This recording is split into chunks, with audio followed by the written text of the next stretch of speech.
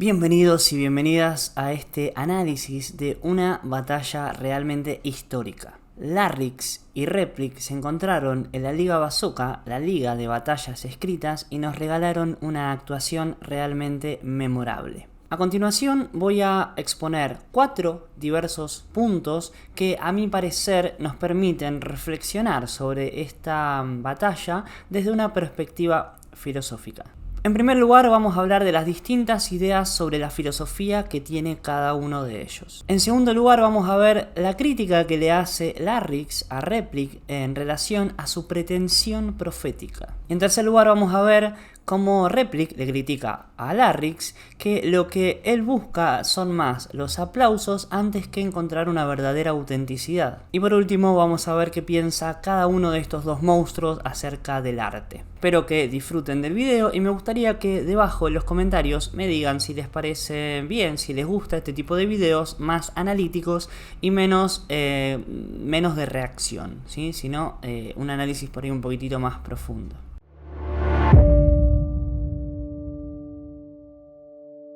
A la primera parte la titulé La filosofía entre el sarro y lo sagrado.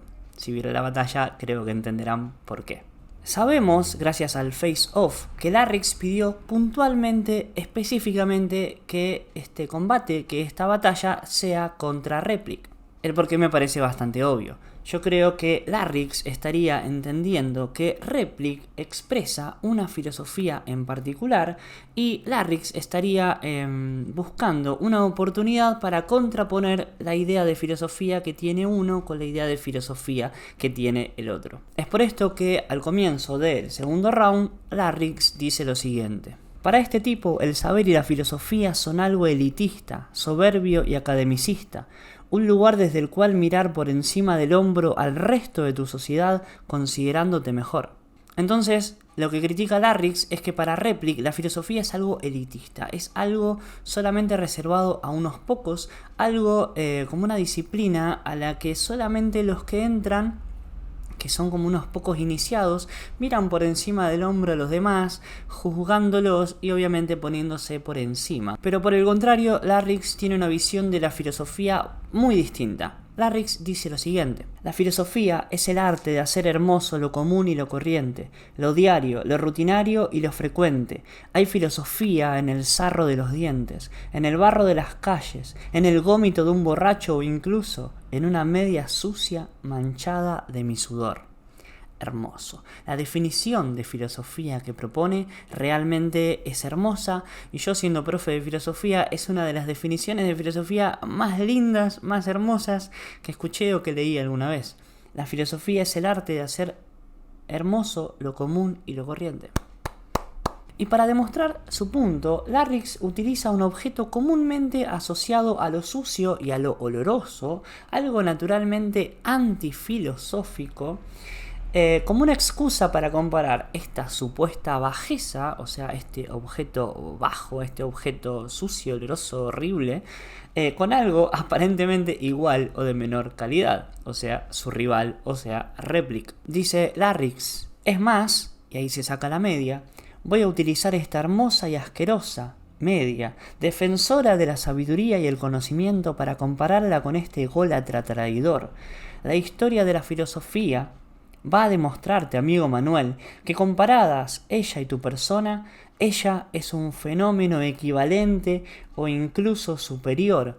Y me parece hermosa esta idea de utilizar una media, un objeto sucio, un objeto random, un objeto cualquiera, para compararla con un ser humano. Y lo que está queriendo decir es que el ser humano, haciendo un juego con las ideas, ¿no es cierto? Que el ser humano no es algo superior a un objeto que puede considerarse bajo, sino que el otro, o sea, Replic, tiene una condición similar o incluso inferior a la de la media, lo cual me parece un juego filosófico al menos muy interesante, muy creativo, me parece. Yo creo que una de las cosas que sin duda le podemos decir de Larrix es que es tremendamente creativo.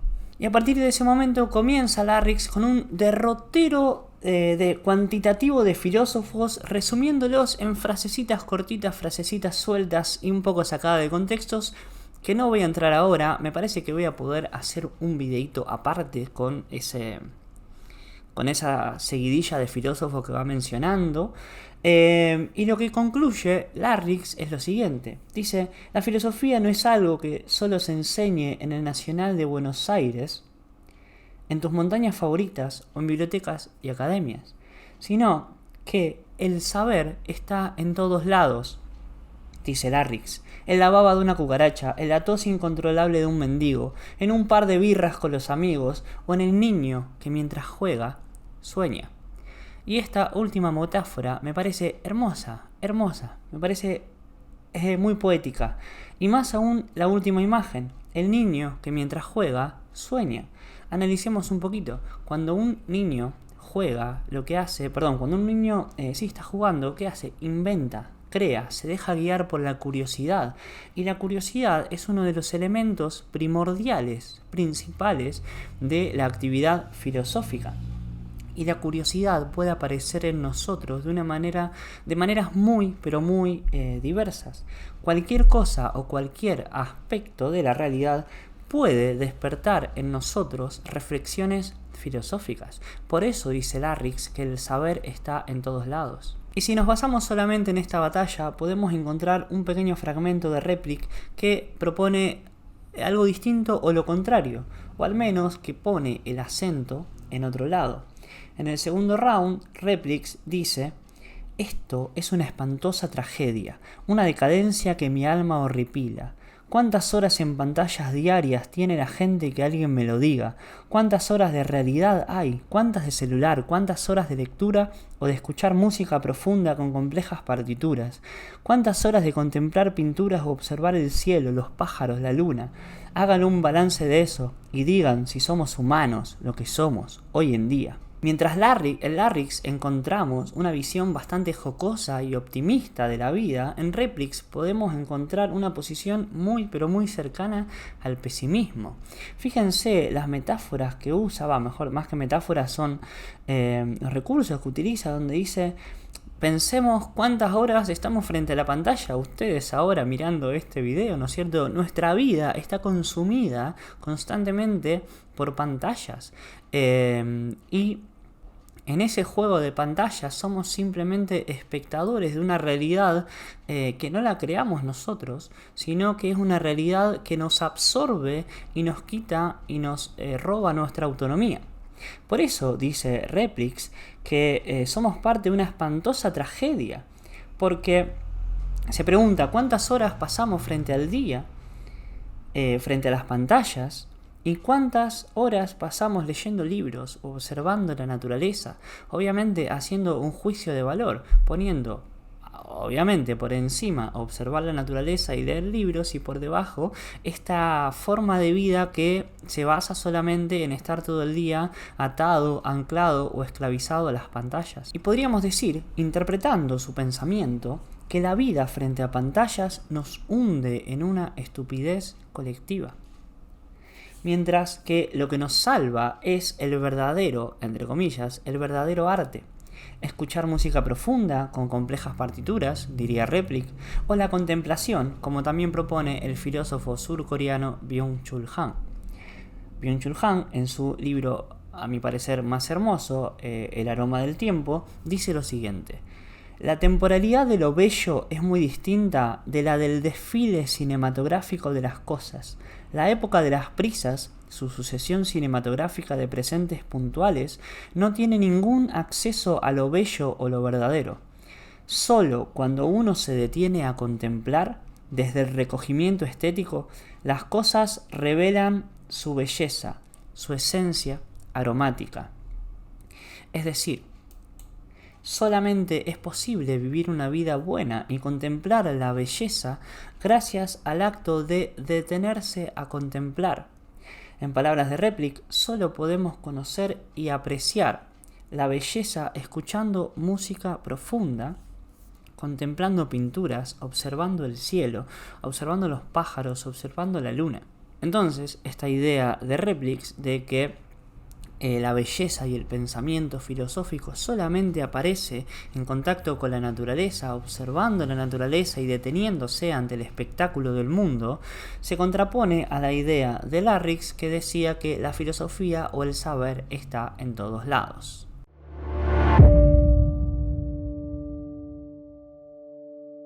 En esta segunda parte quiero analizar un poco la crítica que le hace Larrix a Replik, en la cual le dice que Replik es un intento de Zaratustra. Vamos a empezar hablando de uno de los principales libros de Nietzsche, Friedrich Nietzsche, que se llama Así habló Zaratustra.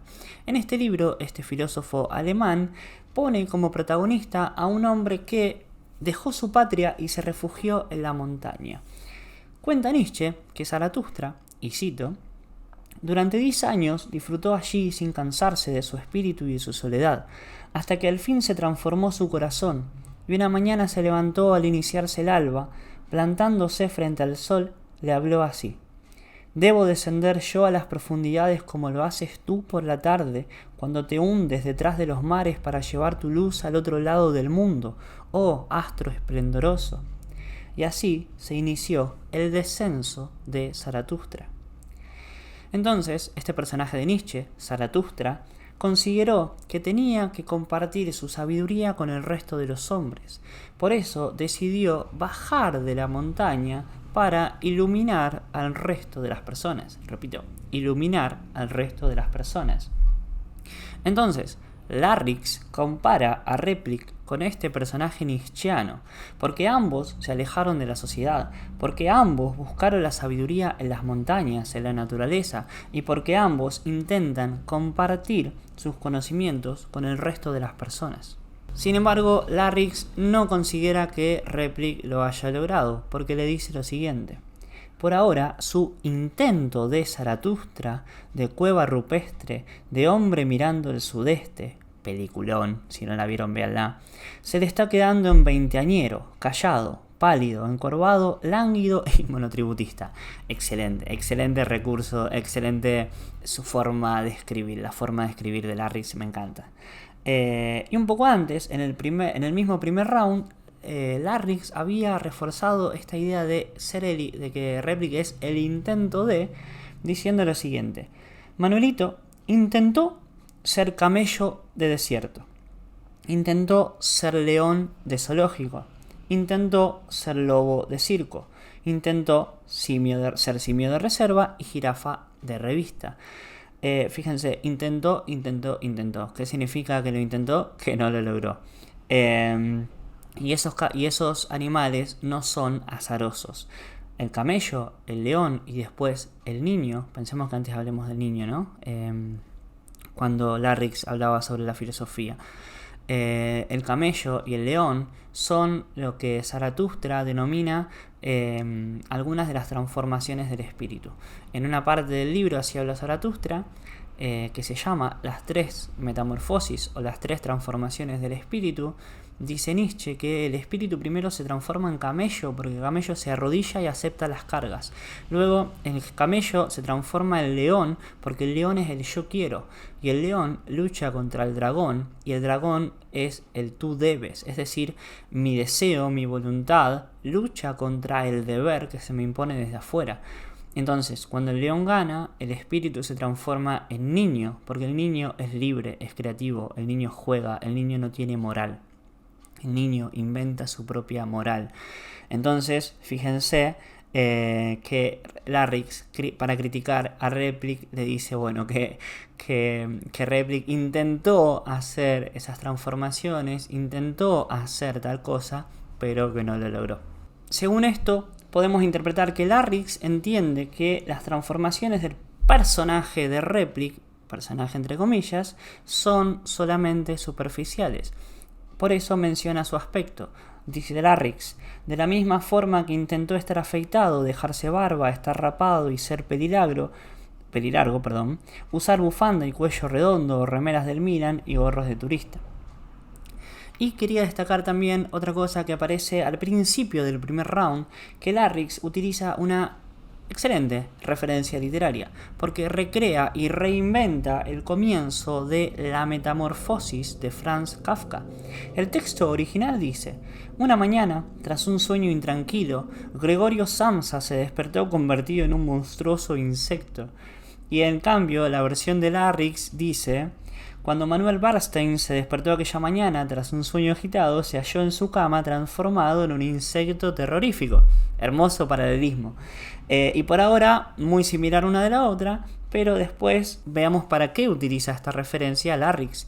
Dice: habiendo soñado esa misma noche que era un ser de otro plano, la decepción de encontrarse tan solo un humano fue para él apocalíptico. Y sobre esto podemos decir varias cosas. En primer lugar, que según Larrix, Replik se decepciona al darse cuenta de que es un ser humano común y corriente, como que Replik quiere ser un ser superior. Por el mismo motivo, Replik, esto sería el segundo punto, Replik percibe a los seres humanos como insectos terroríficos, subiéndose a un pedestal y criticando a la raza humana desde arriba. Todas estas son las críticas que le hace Larrix, obviamente, ¿no? Y en tercer lugar, Replik desea no ser uno más del montón, sino que desea ser un ser superior, un ser onírico, un ser trascendente del plano metafísico. Y yo creo que merece un aplauso este recurso utilizado por Larrix. Y después Larrix también refuerza la idea de que Replik busca posicionarse por encima de los demás, juzgando a todos desde un pedestal, cuando dice al comienzo de su tercer round lo siguiente: Replik, ¿quién sos vos para decir que en este lugar no se hace poesía? ¿De verdad crees que para componer poesía apasionadamente hay que ser una especie de biblioteca viviente? Y a partir de esto nos podemos hacer varias preguntas en relación al arte, en relación a la estética.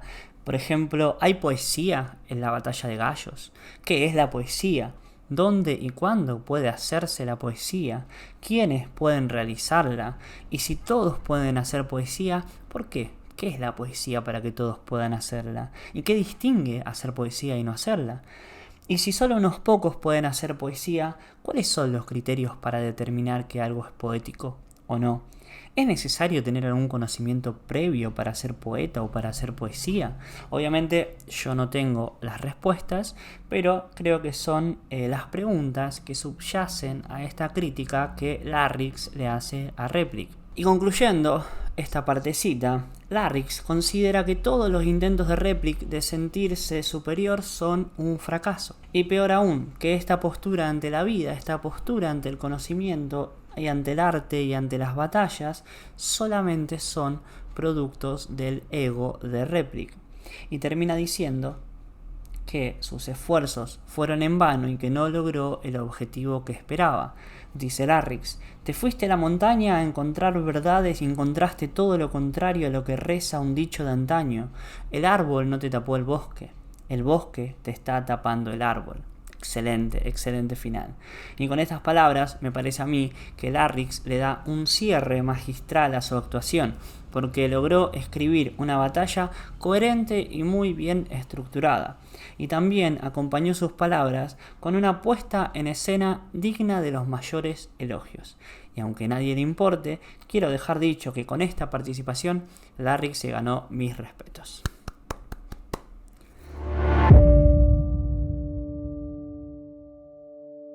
En la tercera parte quería jugar un poco con esta idea de que Replik se pregunta en algún momento, bueno, ¿qué significa ser alguien en la vida?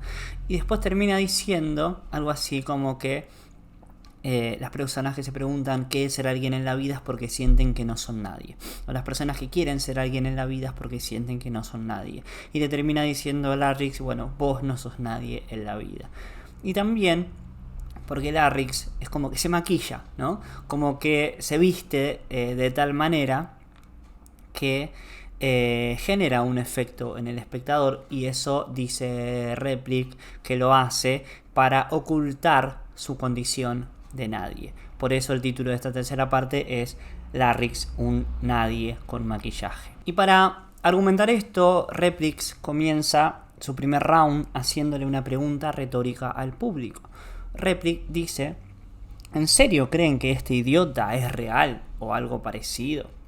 Porque desde el comienzo Replic declara su posición de rechazo a los supuestos raperos.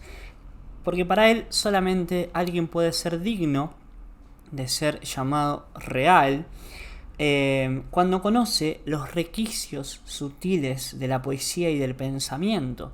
Es decir, que para poder realizar un arte auténtico es necesario poseer ciertos conocimientos previos o habilidades aprendidas. Sin embargo, Replic no considera que Larryx puede estar dentro de esta categoría porque, aunque la gente crea que hay algo detrás de sus ropajes, Larryx es la misma mierda de siempre, según Replic. La misma careta, pero con diferente maquillaje. Analizando o sobreanalizando, podemos decir que el maquillaje del que habla Replic acá sobre Larryx tiene que ver con los recursos persuasivos que Larryx utiliza para generar que el público le grite y lo aplauda. Al igual que los sofistas en la antigua Grecia, quienes enseñaban a adornar sus discursos con palabras persuasivas, la crítica de Replic es que Larryx utiliza técnicas similares para generar efectos vacíos de contenido en los espectadores. Es decir, Replic está diciendo a Larryx que es un sofista moderno o una cosa así. Su crítica proviene de algunos otros encuentros que han tenido y Replic lo recuerda a Larryx inflando el pecho, pavoneándose en el orgullo de los gritos, con los aplausos en los escenarios, la pérfida cúspide triunfal de la fama. Excelente las palabras, muy adornado también el discurso de Replic. Y aparentemente, según el diagnóstico psicológico que le realiza Replic a Larryx, lo que lo moviliza a estar ahí no es un impulso artístico sincero, sino solamente el deseo de que griten su nombre, el deseo de que lo aplaudan. Y esto para Replic es un problema porque, cito a Replic, lo que usted hace es un entretenimiento barato. Si esto no cambia urgentemente, va a seguir en picada y va a terminar de hundirse este barco. Es decir, que si los que participan en estos eventos, en estas expresiones artísticas, no cambian y no comienzan a transformar sus expresiones y sus búsquedas profundas, buscando caminos más sinceros, entonces la disciplina misma correría el peligro de olvidar lo que alguna vez fue, correría el peligro de perder la gloria que alguna vez tuvo, siempre desde el pensamiento de Replic. Y finalizando su participación, Replic expone una duda filosófica que lo asaltó unos días atrás, según él, y se pregunta ¿qué significa ser alguien? ¿Por qué quiero ser alguien? Y dice haberse dado cuenta de que quien desea eso, quien desea ser alguien, es porque en el fondo siente que no es nadie. Entonces, a partir de una especie de proceso silogístico, Replic redirige su mirada a Larryx para decirle que, aunque sus discursos puedan tener algo de gracia, no lograrán ser auténticos. Porque Replic dice, todo camuflado y maquillado para que el público grite y siente que lo quieren, y que piense que como no fue tan falso, bajo e innoble, los reales también lo veneran, y que todos te quieran y que seas feliz porque todos te quieran. Eso parece sentirse nadie, ¿no te suena? En síntesis, el discurso de Replic hacia Larryx va dirigido a la pomposidad con la que adorna sus discursos y sus participaciones. Aunque Larryx diga que él mismo es sincero, Replic dice haber encontrado atisbos de insinceridad motivados por el ego, por el deseo de que todos lo quieran. Por eso dice Replic que lo que hace Larryx no es más que simple maquillaje. Maquillaje para ocultar la sensación de ser nadie.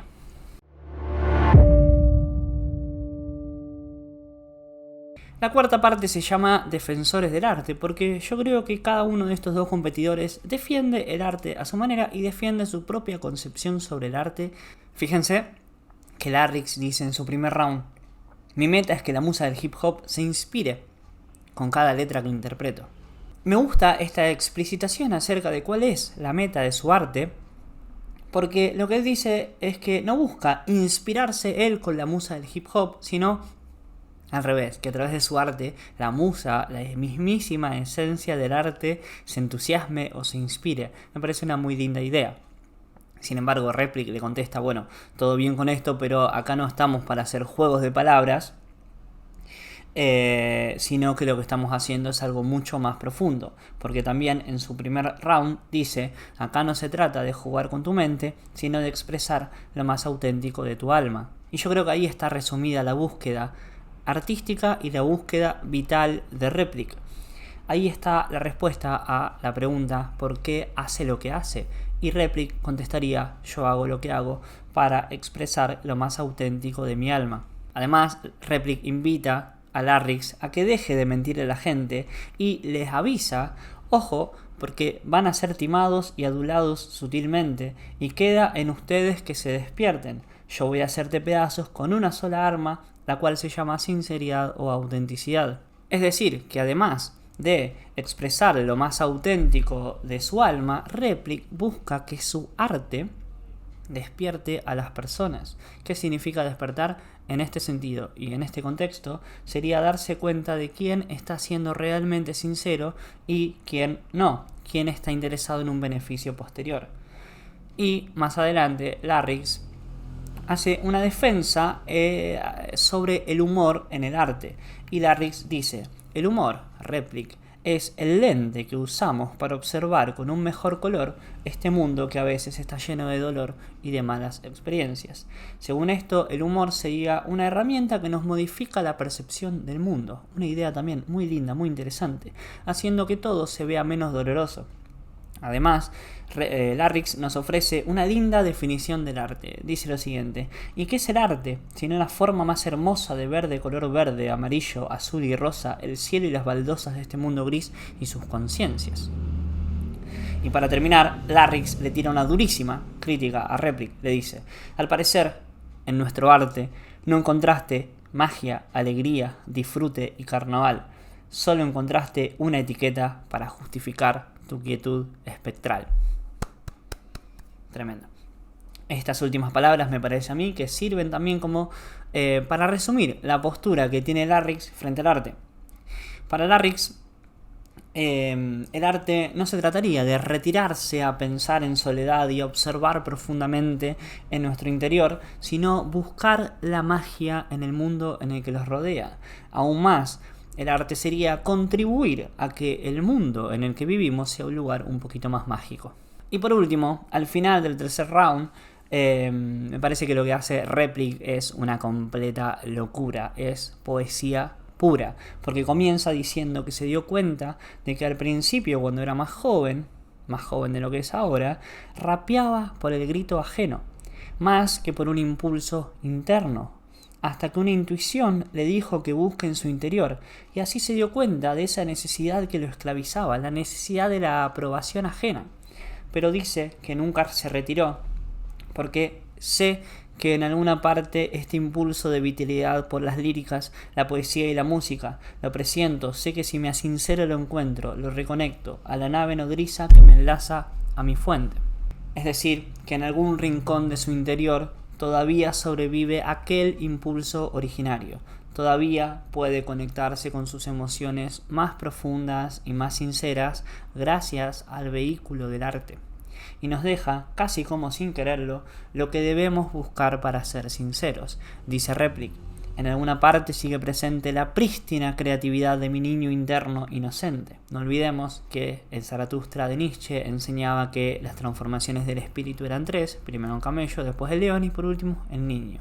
Porque el niño juega, crea e inventa libremente, sin ataduras, sin moral, etc. Entonces lo que dice Replic es: yo sigo batallando, yo sigo acá en este evento, yo sigo haciendo rap, yo sigo haciendo arte. ¿Para qué? Para buscar esa prístina creatividad de mi niño interno inocente. Es decir, está realizando esa búsqueda nietzscheana en un camino paralelo al de Zaratustra.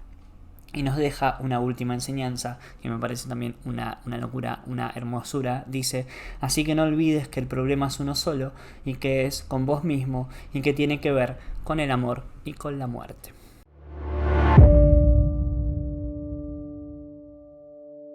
La verdad que esta experiencia de haber visto a estos dos gallos, a estos dos artistas, o artistas completos podría decir, haciendo estas reflexiones sobre la filosofía, sobre el arte, y expresándose de la manera en la que lo hacen, y con esas búsquedas poéticas